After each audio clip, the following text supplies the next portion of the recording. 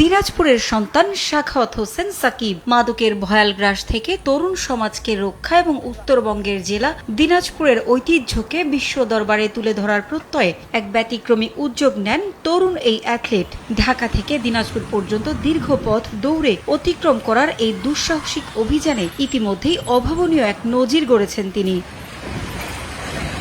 গত 2 এপ্রিল রাজধানীর 0 পয়েন্ট থেকে শুরু হয় সাকিবের বিশেষ দৌড়। দিনাজপুর জেলার সন্তান ও ক্রীড়াবিদ সাখাওয়াত হোসেন সাকিবের দীর্ঘ পথযাত্রায় সঙ্গী ছিলেন তার বন্ধু সাইক্লিস্ট রাব্বি। নির্ধারিত পরিকল্পনা অনুযায়ী 8 এপ্রিল পৌঁছান দিনাজপুরের 0 পয়েন্টে। এই দীর্ঘ যাত্রাপথে তিনি কেবল দৌড়েই ক্ষান্ত হননি, বরং জলপথের নানা বাধাও জয় করেছেন বীরত্বের সাথে।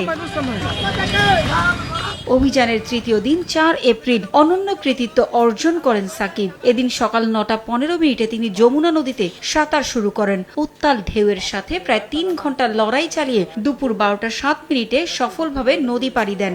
দিনাজপুরের 0 পয়েন্টে পৌঁছালে পরিবার, স্বজন ও জেলা প্রশাসনের পক্ষ থেকে তাকে ফুল দিয়ে বরণ করে নেওয়া হয়। আমার ছেলেকে সবাই দোয়া করবেন যাতে এর থেকে অনেক বড় হতে পারে আর কি। হ্যাঁ, তারপর ওর ইচ্ছা আয়রনম্যান হওয়ার। দিনাজপুরে আমাদের বুঝা মানুষ অন্যান্য জায়গার ডিস্ট্রিক্টের লোক বুঝতে পারবে যে দিনাজপুরে কিছু মানুষ মাদকের বিরুদ্ধে থাকে। রাস্তা সম্বন্ধে ধারণা ছিল না, গুগল ম্যাপ দেখে আসতেছিলাম। গুগল ম্যাপের কারণে একটু ঘোরাঘুরি বেশি হয়েছে। হাইওয়ে থেকে একটু বাইপাস নিতে গেলেই রাস্তা ভুলে যেতাম। আমাদের টোটাল জার্নি 360 কিলোমিটার মাইল ফলকে, কিন্তু আমাদের টোটাল জার্নি 400+ হয়ে গেছে। চমৎকার অর্জনের পর নিজের অভিজ্ঞতা তুলে ধরেন সাকিব। দৌড়ানোর একটা অনেক দিনের পরিকল্পনা ছিল আমার। সেই সুবাদে আমি একটি স্লোগান সাথে নিয়ে রানিং করি। স্লোগানটি হলো মাদকের বিরুদ্ধে এসো দৌড়াই। এটি এটা আমার স্লোগানটার একটাই কারণ, আমাদের দেশে এখন মাদকাসক্তর হার বাড়ে যাচ্ছে, যে কারণে সকলকে সতর্ক রাখার জন্য এবং থাকার জন্য এই আহ্বান করা। সাকিবের এই যাত্রাকে তরুণদের জন্য একটি মাইল ফলক হিসেবে অভিহিত করেছে জেলা প্রশাসন ও আয়োজকরা।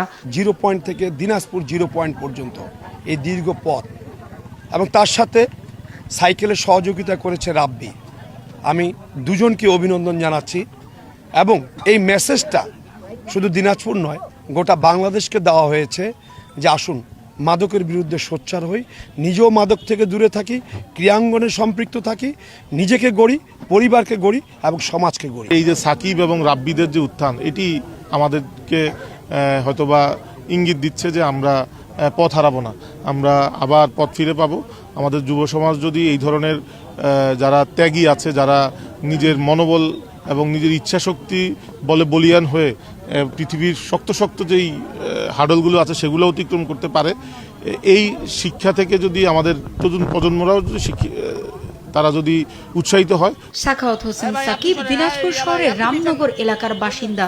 তার বাবা একজন ফল ব্যবসায়ী। সাকিব দিনাজপুরের স্বনামধন্য শিক্ষা প্রতিষ্ঠান সেন্ট জোসেফ স্কুল থেকে 2022 সালে এসএসসি পরীক্ষায় উত্তীর্ণ হন। সড়ক পথে দৌড়ে জেলার ঐতিহ্যকে তুলে ধরায় আনন্দিত দিনাজপুরবাসী। সময় সংবাদ, দিনাজপুর।